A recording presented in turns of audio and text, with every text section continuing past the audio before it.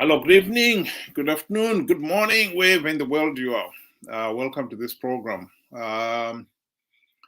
Tonight, I would like to discuss the problem of elections in Zimbabwe. Why is it that many people are hell bent on participating in these elections, even though we have got the overwhelming evidence that this process is flawed and is so flawed that you're not going to change anything? If 73%, Morgan Tsvangirai won 73% of the votes in 2008, and he still failed to get the keys to State House. That's how flawed the process is. Where still, if you participate, you only be giving legitimacy to the vote for Zanu PF. And yet, people are still hell bent on participating. To help me analyze this, I've got a regular guest on this program, Benjamin. Welcome, sir. Thank you very much for having me. Good evening, good morning, viewers. Thank you for listening. Benjamin, why do we have this problem? Well, it's pretty simple. For me, it's we are always willing participants, regardless of the fact that there's, like you said, there's overwhelming evidence, things that are happening left, right, and center around us. It's not as if it's not happening in our vicinity, in the comfort of our environment. It's happening, but then we just kind of just decide to just turn a blind eye, or just kind of brush it under the carpet. We just don't want to. I think it's we fail to make a decision for ourselves as an individual to say, okay, this is what is happening before the elections, this is what is happening during the elections, and this is what happens after the elections. Why am I doing this? Why am I participating, regardless of the flaws that we are seeing? What am I going to benefit as an individual? I mean, basically, that is what drives you to have a choice, to say, okay, I'm choosing this candidate, right? The process of elections is for you to choose what you want. But then if what you want is not getting, you know the process is so flawed that regardless of whatever happens, your vote doesn't count. Why bother? That's my Well, this question as well. this this cartoon that I'm showing there is depicting what I think is going in the minds of many people. Chamisa has got the masses behind him, and Mnangagwa doesn't have any following. And I think if elections were free, fair, and credible, most people in Zimbabwe are so desperate for change that they will vote the opposition. And to be quite honest, I don't think that it really matters. Uh, it's got anything to do with Triple C's competence. People are so desperate now. I think we've reached a point where some people would even go to the extent of saying, uh, if there was Mnangagwa on the ballot and a donkey, they will vote for the donkey because they are so desperate for change. After 43 years of misrule, and the country is a failed state and in a serious economic situation. But that is the mentality. But what I'm trying to get at is when you have seen what happened in 2008, and has been happening again and again, that these elections are so flawed that even winning 73% is not good enough. The question then comes, one is going to ask is, why are you still participating? Why do you think these people are still participating, even when we have the evidence? that the process is so flawed, you're not going to change the results. Why?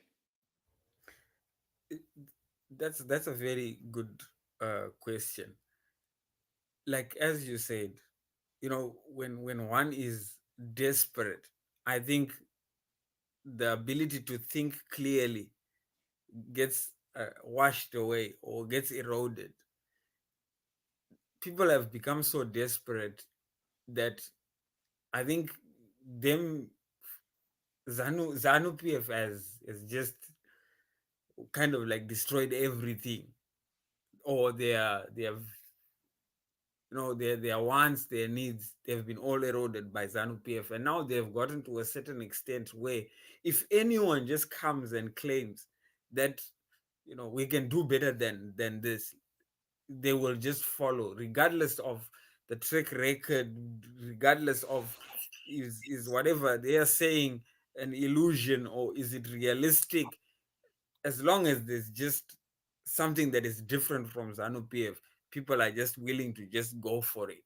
I think this is the point that we have reached, and sadly, it's no better than what Zanu PF is doing, because Yeah, some of the things but that are Benjamin, promised. you've got also to accept that mentality. While one can understand it, one has got to reach the point where you also have got to accept.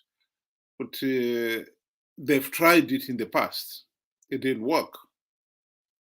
I mean, if somebody gets 73% of the vote and still fails to get the keys to State House, that should send a message, a clear message to you that you're not going to win rigged elections.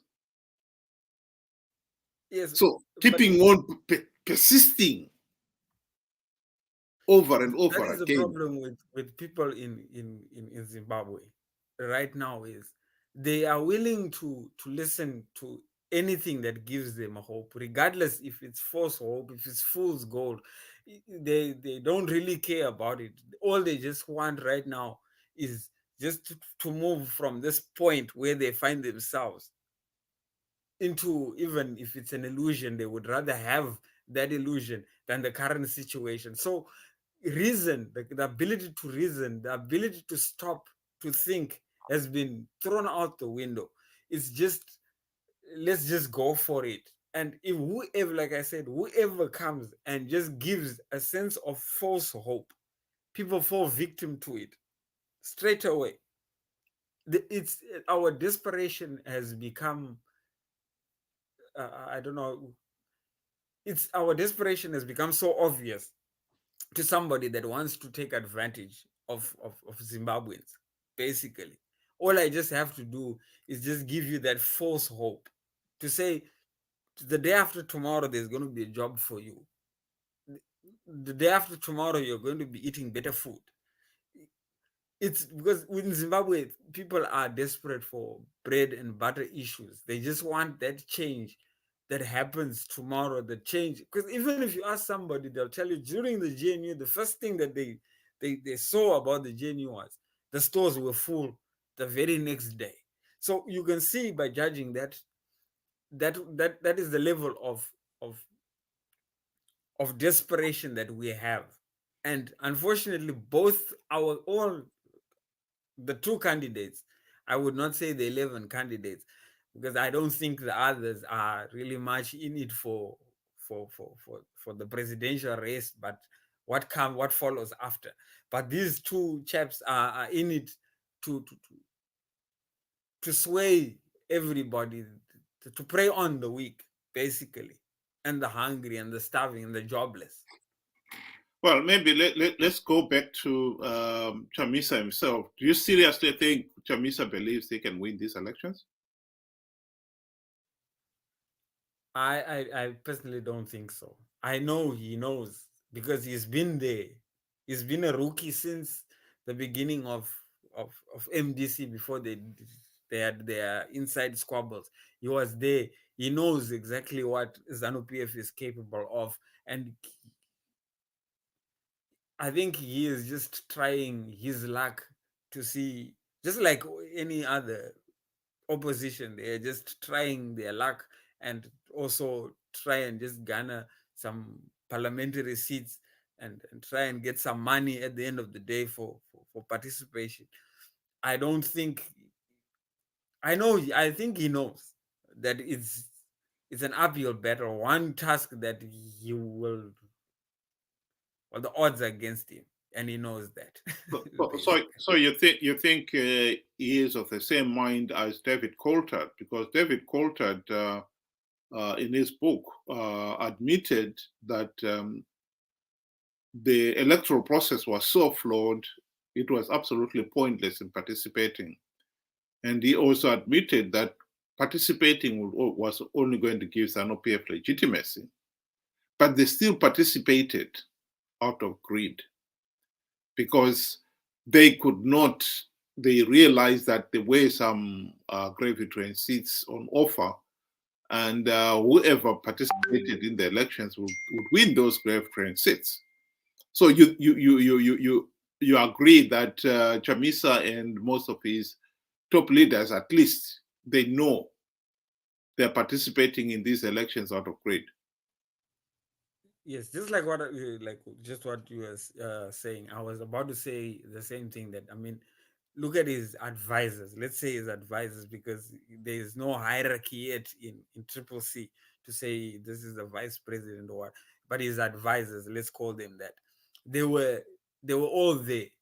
They were with Morgan Changirai before, and they participated in all these elections since 2000, and they know that probably they have been winning like how they claim, because we only take the the numbers that Zek presents or pronounces.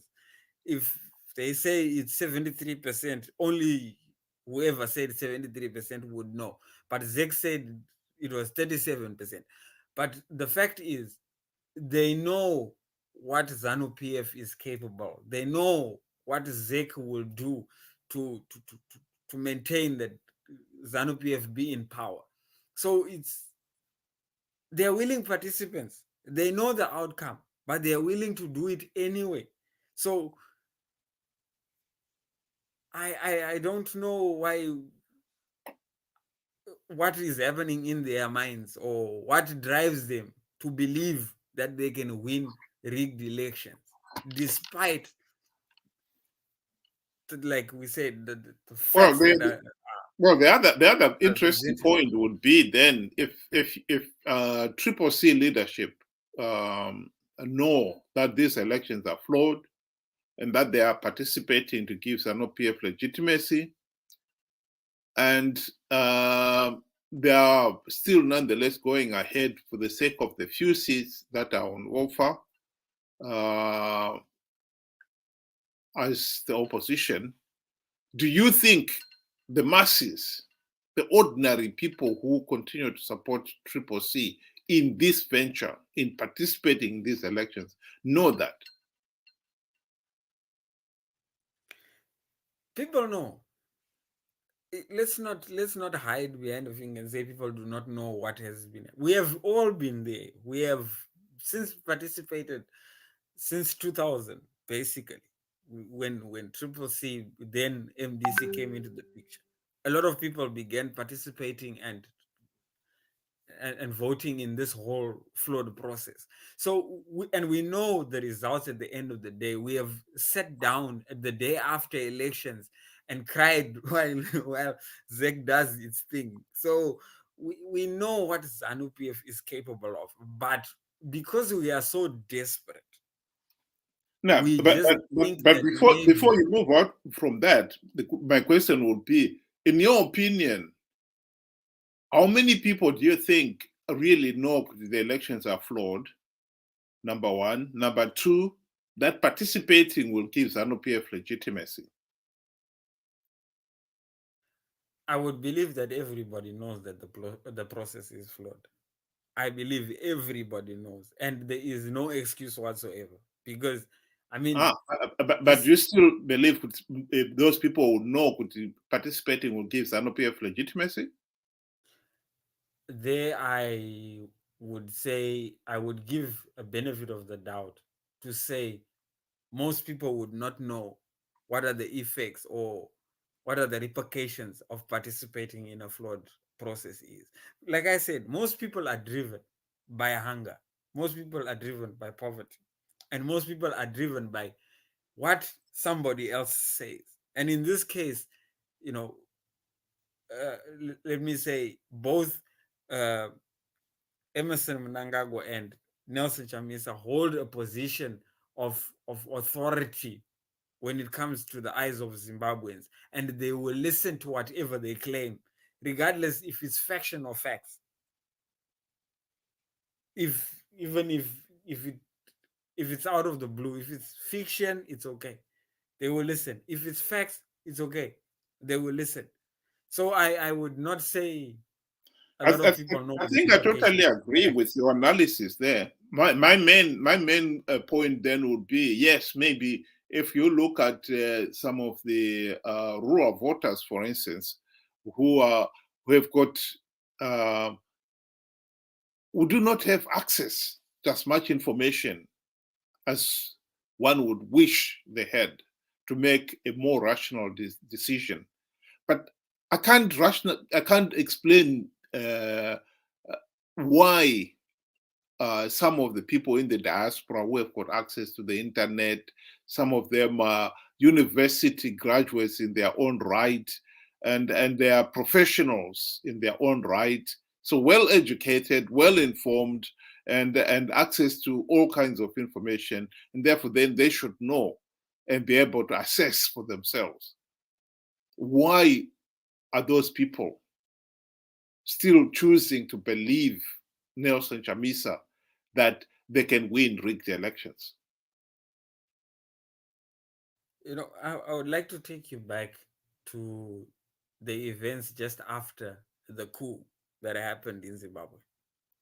When Emerson Mnangagwa came back, everybody was hopeful and very joyful. The celebrations were wild in Zimbabwe, as if something out of this world had just happened. And that is the level of, how can I say, our desperation is now so, it's beyond imaginable. We we we we keep falling for the same tricks over and over and over again. The previous year, Nelson Chamisa says he's got bulletproof plans, he's got measures intact. And just after that day, he claims there were 500 polling stations that had nobody to watch over them. Then where is that promise that you made? These are the questions that we're supposed to be asking. You have promised us something before, and now you're promising us now that this time is going to be, how different is it going to be?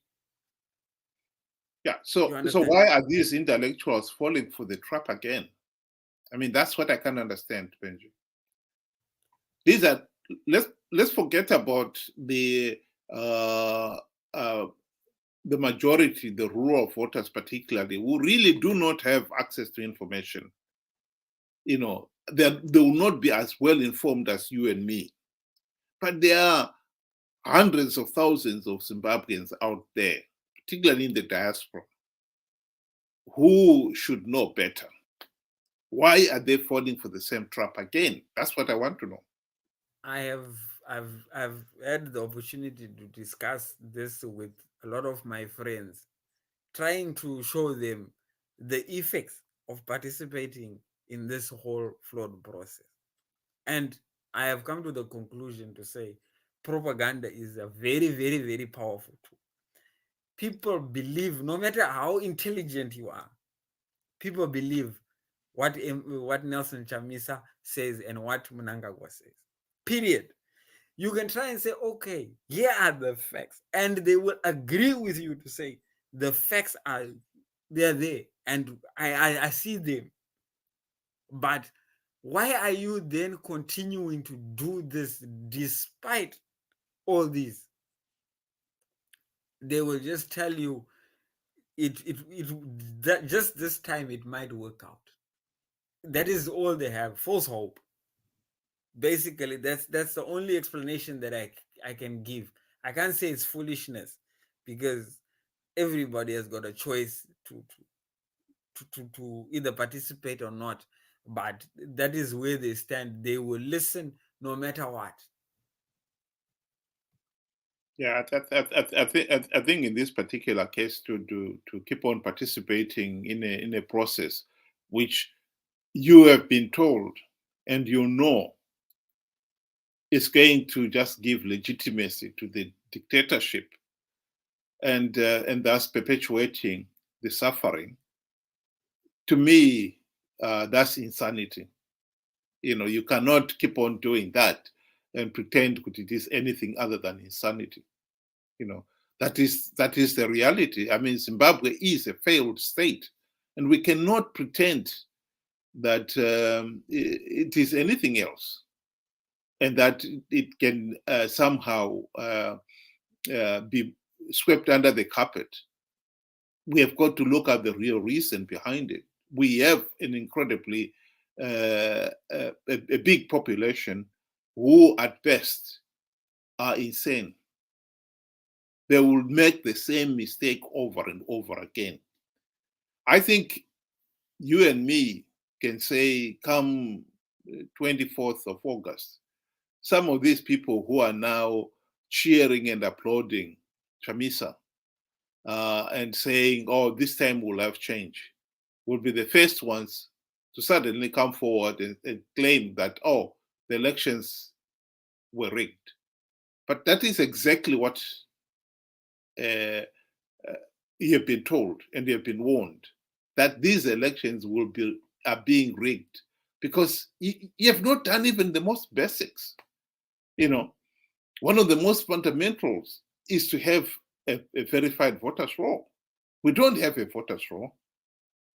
I don't know whether you remember it, Benjamin, but the law actually says that at least one calendar month before nomination day, which in this case was the 21st of June, ZEC is supposed to produce a verified voters roll. They didn't. They said, oh, we're going to produce to give each one of the candidates who managed to successfully be nominated a voters roll. I don't know whether you have seen anyway, because I haven't. When we talk of the voters roll, it's a sad thing that ZEC has. I mean, it's not the first time. They've never produced it, basically. I mean, when you look at the picture that the cartoon that you put forward there, you can actually even add. I mean, you forgot to put maybe the dead for ED, because the dead are still inside the voters roll. So I mean, if you don't have something as basic as a verified voters roll, like the voters roll was up for inspection, and there were so many anomalies in there, and when you do mention the anomalies, ZEC turns and says there's nothing we can do about it at the present moment. The elections will go on regardless. So, what is the point then? Is it just show and tell and then close the book? That's it? Or you just look? I mean, it's just the same thing as somebody that is. Let's say you have got a trip, and then you look into the mirror and you see there's a blemish on your face, and then you just decide just to look away. It's not as if that blemish or that spot is going to just disappear. It doesn't make any sense. So regardless of all these, why are we then continuing to participate when we don't even a simple thing, verified voters roll, something that is going to be used for the election process? Yeah, I mean, but Benjamin, on that point, I think most people sometimes make the wrong conclusion there. If you were ZEC, and in this particular case, if you were Zanu PF, and of course you control ZEC, would you have a verified voters roll? No. Exactly. I wouldn't. Yeah. Zanu PF has created this political system in which from the word go when the country gained its independence in 1980, Zanu PF's commitment was they must remain in power at all costs. And they've been rigging elections ever since for the simple purpose of making sure that Zanu PF remains in power. Now, so if you accept that as the reality, why would Zanu PF do anything to reduce its own hold on power? It doesn't make sense. Of course, they would not want to do that.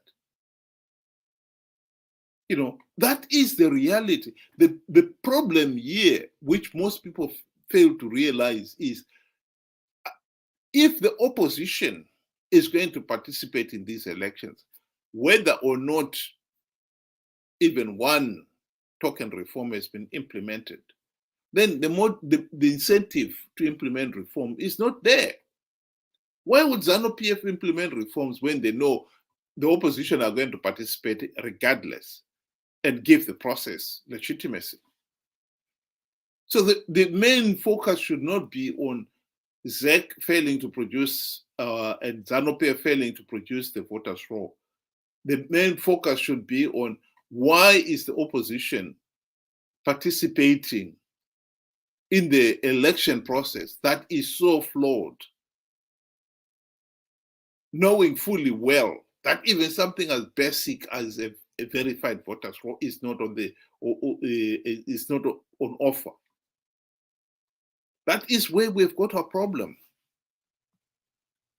I'll go back to the European Union. They said the same thing. In 2008, the European Union had the biggest team of election observers. And they came up with a really detailed report on those elections. And they made 23 recommendations, reform recommendations, which they said, if Zimbabwe implements these reforms, that will bring Zimbabwean elections to acceptable international standards. Not even one reform was implemented in the last 5 years. Yes, we can blame Zanu PF, but we also have got to look at the opposition. They never even mentioned the reforms themselves. It's as if those reforms are not important. This is where we've got the problem. We've got an opposition that really firmly believes that they can win rigged elections. Indeed, when they had the opportunity to implement the reforms themselves during the GNU, they failed to implement even one because they believed they have got the crowds behind them. They can still win rigged elections. That is the mentality we're dealing with here, Benjamin. And I think people should understand that. And I think by failing to understand that, we are really doing ourselves a big disservice.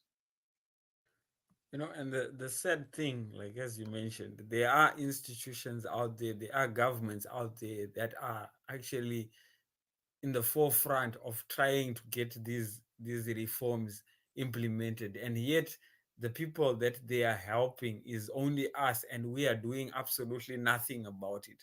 Rather, we are shunning them away and, you know, trying to keep them to make them keep quiet so that we can continue with you know, with our wallowing in the mud. It's pretty sad. I mean, recently the British government has been calling out for, you know, the equal rights and, you know, the injustices that are happening, the flaws of our election process. They are only trying to help us, but, you know, the opposition is not doing anything to support them. It's as if, you know, the other governments want what we don't want, or they are forcing it down our throats, which doesn't make any sense, and it's pretty sad. You know, eventually, you know, that voice is going to just die down, and they are just going to leave us to wallow in the mud, because that is where we want to be. And, you know, like what you said, on the 24th, we are now crying to those same people that we have ignored for so long. to come to our aid. It unfortunately, life does not work that way. You can't say you are claiming that you are going to be victorious, you're going to crush, the other person, and then the very next day you are crying foul to something that you already knew was foul play. Like I've had discussions with a lot of people that claim that it is SADC's fault, that SADC has, of course, it's got its own flaws, but I mean, you cannot expect SADC to come and say, no, that was a flawed process. We were not going to give legitimacy to Zanu PF because they've won. And then I asked the question to say, what if Triple C was to win the same flawed process? Would you want SADC to grant legitimacy? Let us get the facts right. This whole process is flawed. We shouldn't be doing it in the first place because it benefits nothing to any Zimbabwean out there. Right now, it benefits nothing because, first of all, these elections are not traceable. You cannot account for the numbers. I mean, you've seen the shambles of a voters roll that we have. It's shambolic. You cannot see, how can you say you registered in a particular area and then your name comes out 200 kilometers from the area that it just shows that the irregularities that are in there are so, I mean, it's just terrible. I think you brought an important point there, which I think some people have also overlooked. The issue of the British, the European Union, the Americans, and so forth. They have been pushing for reforms to be implemented, and they've done an excellent job. But their efforts have been undermined by the opposition's determination to participate in these elections without any of those reforms in place. But I think we need also to remind the British, the Americans, the European Union, and so forth, that they really need to start looking at this problem in a more holistic manner. Time has gone by when they would turn around and blame Zanu PF for the situation we are in. The truth of the matter is, Zanu PF, since the GNU, have exploited the opposition's weaknesses to stay in power. And they now, ever since the 2008 to 2013 GNU, Zanu PF has adapted their politics. They are no longer pushing for the de facto one-party state. Zanu PF is pushing for a multi-party democracy as a facade. This is why you find Zanu PF is willing to let the opposition win a few gravy train seats. And in fact, Mnangagwa, since 2018, has gone one step further. Has even shown he's willing to reward losing presidential candidates generously, just to keep them interested in participating in these elections. Yes, in 2018, we had 23 presidential candidates. This year, we've got only 11. In 2018, we had a hell lot more parliamentary candidates. This year, that number has been reduced. And one of the main reasons for that is the nomination fees. Many of the presidential candidates could not raise the 20,000 US dollars, just the nomination fees. And many of the aspiring parliamentary candidates could not raise 1,000 US dollars. It has got to be US dollars to participate, to be a candidate. At least the presidential ones, they know there's the Pollard. The parliamentary ones, if you lose, you lose your 1,000 US dollars. And in this particular race, I think most of the opposition candidates have been losing. The presidential candidates in 2018, Mnangagwa, according to ZEC, won 50.8% of the vote. Chamisa was a close one with about 45%. And then the rest of the other 21 candidates shared among them the remainder. Most of them did not even have 1% of the vote. But if you join the pollard, you recoup your expenses because they've been given cars worth over 40,000 US dollars and many, many other benefits.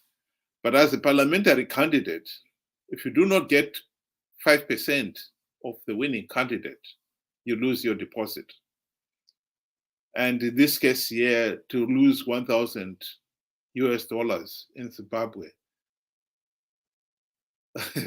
was something that most of the candidates were not willing to take.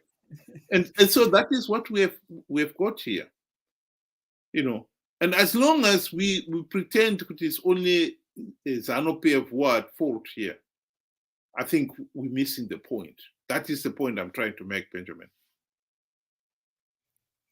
Yes, that's very true. I mean, like you said, Zanu PF has upped their game, and they know exactly what is required for Zimbabwe to look like a multi-democracy institution, or to create that facade, a false bloom picture, by incentives to give, the presidential candidates. Some of these presidential candidates, like as you said, they never garnered even 1%. I know of some characters within that whole race that were aspiring to be members of parliament in the 2018, and they could not even get 10 votes.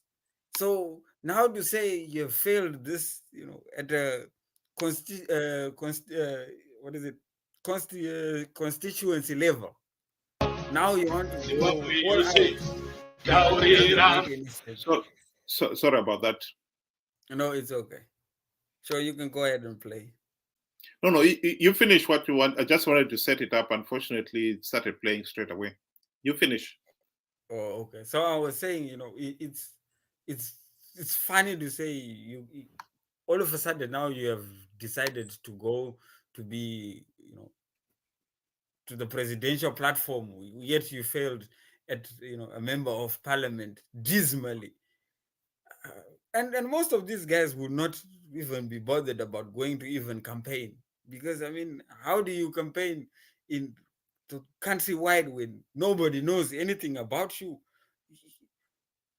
It's like you said, Zanu PF is also up there again, and it's unfortunate that Triple C think that they are always getting better and better, and Zanu PF are stagnant. No. Zanu PF invests most of their time with these year tricks to get you to think or to have false closure, and then they will hit you hard. And on the 24th, they will see exactly what we were talking about. Well, in this particular case, actually, one of the things that Zanu PF has got many opportunities to rig these elections. One of them is actually on the finance side of it. Zanu PF has been able to bribe the opposition to participate. And the officials who officiate in the electoral process to make sure that they give Zanu PF legitimacy, or the rig on behalf of Zanu PF. Some of the ZEC officials, the benefits they've received, it's unbelievable. The judges, just before the nomination just a few weeks before nomination day, they were given 400,000 US dollars, all the judges, because during the elections, the judges are going to be hearing court appeals by the opposition, complaining about this, complaining about that. And so Zanu PF has paid these judges up front. I don't think you'll ever get any ruling that is contrary to what Zanu PF wants. One of the things that came immediately, actually, is that some of these judges and magistrates were the ones who presided over the nomination court. The law is very clear. You cannot have the nomination without a verified voters roll. So if somebody was to say, wait a minute, these people are being nominated, where is the verified voters roll? With the answers coming no, then this nomination process is absolutely meaningless, because these people should have a verified voters roll.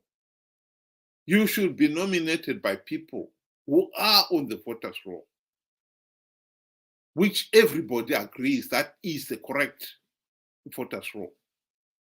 So to just have a copy of a voters roll in the nomination court, which no one is verified, is totally meaningless. But that is exactly what is happening. And yet these judges all know that, because that issue was on the national agenda for the last year at least. And yet they ignored it. I think this is what is so tragic about Zimbabwe. You know, that Zanu PF has got the money, has got the resources to rig these elections, and they are rigging them. And the opposition is participating, knowing fully well that the process is flawed, and knowing fully well that their participation will only give the process credibility and Zanu PF legitimacy. But they're doing it out of greed. And yet the ordinary person out there either believes the elections are free, fair, and credible, which is unbelievable for anyone to believe that even now, or they believe that they can still win rigged elections, which again is naive, given that Zanu PF has rigged these elections for the last 43 years. But that is where we are, Benjamin. That is the tragedy of Zimbabwe. I don't know whether you want to give closing remarks. Then I thought we'll play that song by that individual. Sure, you can go ahead. All right, okay. Well, maybe you can comment on it while we give the closing remarks then.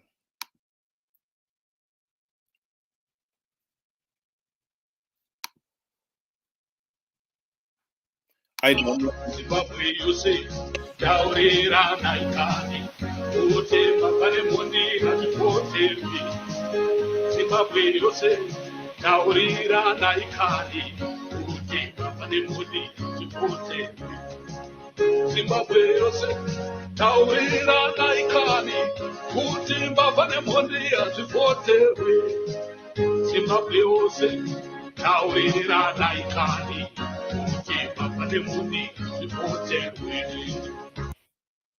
There you have it. Zimbabwe yose taurira naye kuti mbavha nemhonde hazvivhoterwe. Yeah, when I saw it, I just laughed. I mean, it's like I said, you know, we've gotten to that state where we have become so desperate, and you know, it's sad to see, you know, this is what we have become. It's not as if he's not talking something that is true, that you know they are thieves and they are people killing each other, you know, during and before the process of getting to elections. You know, in my closing, I would like to say that in as much as we would want to to participate in elections, which is our right, by the way, to participate in elections, and our vote to have meaning at the end of the day. The current situation, without us implementing any reforms or changing the way we are doing things when we are conducting our elections, because somebody says to me, reforms is a big word. I would rather say to change the way we approach our elections or the way we conduct our elections. I think that is the simplest term that I can put it across. We need to change. We need to implement these reforms so that at least there must be transparency. There must be freedom of expression, freedom of of media to be able to campaign even on ZBC as well, not just to be one party that is able to do that. To be able to put on the color of the t-shirt that you want, everything. To a lot of violations are going on in our country, but at the same token, we ourselves are not doing much to help, to help the situation, because we are just continuously participating in a process that is flawed. So, in my opinion, we ourselves, we must stop being willing participants just because somebody says. Everybody was created equal. Use your own mind to think, what are the benefits? What are the pros and cons of me doing this? Right? Not because we are so desperate. Yes, we want these things. We want food on our tables. We want jobs. We want jobs for our kids. But we have to do it in the right way. We have to think how best to do it or to get to that end result, not by just listening to somebody claiming that they can do this. Thank you. Well, my comment on this song is, here is somebody who is saying, oh, people should make sure that thieves and tyrants are not voted for. Again, it takes us back. If you were to sit down with this guy and ask him, were the elections in 2018 free, fair, and credible? I think my guess would be, you would say no, they were not. And yet, he is reverting to that default setting of claiming that it's people who voted for Zanu PF. If the elections are rigged, then the people did not vote for the individual. That goes without saying. But I think it is a mental problem that most of our people have. They really cannot think in a rational way. By accepting that the elections were rigged, you're forced to say, okay, let's make sure that they're not rigged. Whereas you accept it, and then a few weeks later, you revert back to the default setting that it is the people who voted for Zanu PF. It takes over it removes the responsibility of ensuring that the elections are free, fair, and credible. So you do not pursue that line anymore. I can tell you, come the 24th of August, we will have the same individuals complaining that Zanu PF has rigged these elections. But just a few weeks after the election, they will revert back to their default setting and accusing people of, oh, people voted for Zanu PF. I think that is the most unfortunate thing about